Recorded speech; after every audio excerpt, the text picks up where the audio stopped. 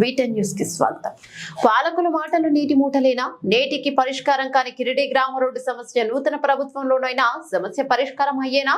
వాంకిడి మండలం కిరిడి గ్రామానికి స్వతంత్రం వచ్చినా రానటువంటి పరిస్థితి ఉంది. భారీ వర్షాలు వస్తే బయటికి ప్రజలు రాని పరిస్థితి. మా గ్రామానికి రోడ్డు మంజూరు చేయండి అని 3 సంవత్సరాల క్రితం 500 మంది గ్రామస్తులతో జిల్లా కలెక్టరేట్ వరకు పాదయాత్ర చేసినా కూడా జిల్లా అధికారులలో ప్రజాప్రతినిధులతో చలనం లేదు.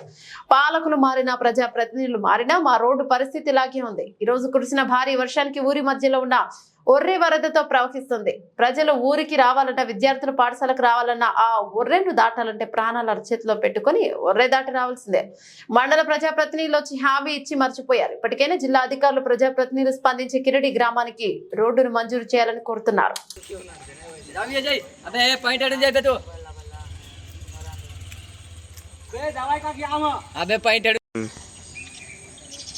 వాంకిడి మండలం కిరిడి గ్రామంలో ఇది ఒక వాగులా కల్పించినటువంటి ఒర్రె.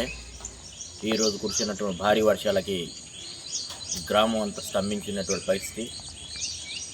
అంటే ఊరు మధ్యలో ఉన్నటువంటి ఒర్రె ఇది.